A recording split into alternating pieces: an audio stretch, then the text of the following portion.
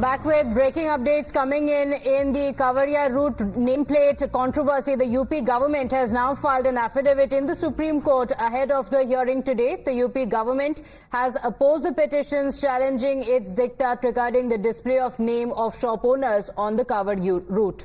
So the UP government says that these directives were only brought in after there were complaints from the Kavadias, and saying that the UP government has also been seeking to ensure that there is peaceful Kavod Yatra 2024 and to ensure larger transparency as well. The directives that have been aimed at ensuring public safety and order during the Yatra, given that large number of participants and potential for communal tensions as well. This is, however, as far as the response that has now been taken up by the UP government to the Supreme Court. Legal editor Harish Nair joins us on the broadcast with the details. Harish, the Supreme Court had put on hold the directives mandating the eateries along the Kavod Yatra route to display the owner details. What is the response of the UP government?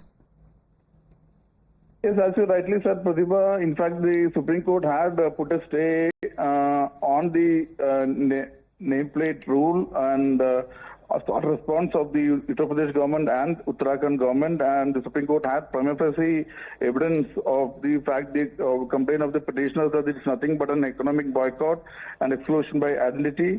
And now the Uttar Pradesh government has defended that directive. It says the directive issued by the state were passed in response to the complaints received from Kavadias regarding confusion caused by the names of the shops and eateries, and police authorities, upon receiving such complaints, took action to address the concerns of the pilgrims and maintain law and order.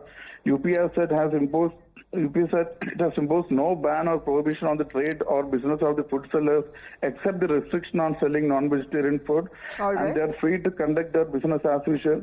UP has also said that the requirement to display the names and identities of the owner is merely an additional measure to ensure transparency and avoid any potential confusion among the Kavadias. Well, in its affidavit, the UP government says that the idea behind the directives is transparency and informed choice of Kavadia regarding the food that they eat during the period of the Yatra, keeping in mind religious sentiments. That has been the response in an affidavit that has been filed by the UP government to the Supreme Court. Harish, thank you very much for joining in. You're watching the Morning News Hour. We will be back with the debate.